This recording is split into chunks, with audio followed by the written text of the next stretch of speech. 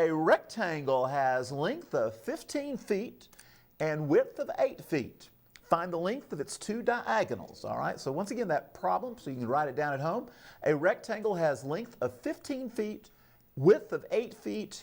We're going to find the length of its two diagonals, all right? So let's take a look at this problem, see what it looks like here on paper, and I'll see what we've got going here.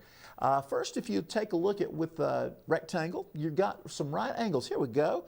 Right there, you got right angles, 4 of them in the figure. Now, we've got it drawn up here for you because I've given you a diagonal. That's what we're looking for. We're going to call this thing X. Why not? We don't know what it is. It's the unknown number there, all right?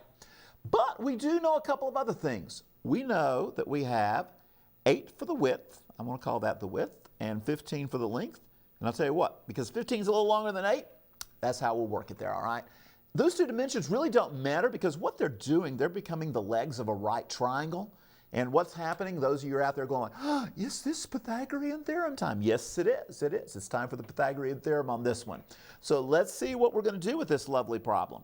We're going to take, and by the way, for those of you who are going like, what does he mean by the Pythagorean Theorem? It's for a right triangle. See how this X is formed by a right triangle? And we've got 8 and we've got 15 for the dimensions. And I tell you what, we're just going to show you right here that we can take that 8, which we'll call our like a squared plus b squared equals c squared. So we're going to get 8 squared. We're going to add 15 squared. And that's going to give us, our c is the hypotenuse. All right, these two legs make up the a parts, and we square them. And they're equal to, the sum of the squares are equal to the square of our hypotenuse, which in this case we don't know. We don't know what it is. So we're going to call it x squared, all right? So let's take the bottom out there if you can, guys, and there we go, great. And we're going to do the squaring, all right? Oh, yesterday someone called in and wanted me to square 8 for them. Well, here it is. We're going to do it again. 8 squared is 64. There we have it. We're going to add 15 squared, which is, 225. I hope you know some of those perfect squares. It makes it easier. You can always punch it on the calculator. You know, that takes time. It takes time. Brain up here is the best calculator anyway, by the way. And here we go. We're going to add it up to equal that hypotenuse squared, that unknown. Now you say, Ernie, what are we going to do? Well, order of operations says we need to add some things here, all right? We got like terms as 64 and 225 come together, all right? And that's going to give us 289. And we're going to look at that being what x squared is equal to. Now, I'm going to push it right up over here, and I'm going to just do a little switch with it, a little symmetric property going on here.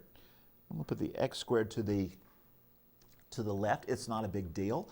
But what we got to do to get this x squared under control and find out what is x, that's our whole point, remember, is to take the square root of both sides. Now, folks, we got options here. You say, really, we got options? Yeah. We could have a positive square root or a negative square root, but I'm going to tell you something. This is all about the length of a diagonal. It has to be the positive version. Cannot be negative, all right? So we're going to go with the positive, the principal square root of 289. And by the way, it's a perfect square. It's a perfect square. And that, my friends, is equal to 17. So there's that diagonal. Now the question said, find the length of its two diagonals.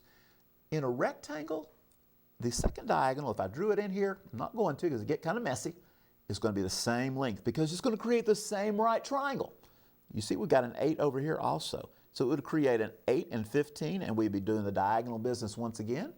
Hey, you could also look at it as being at the top, being 15 also, okay? So the deal is the diagonals are the same, so guess what? 17 and 17. Those are our two diagonals. For more math help, visit TNLearn.org.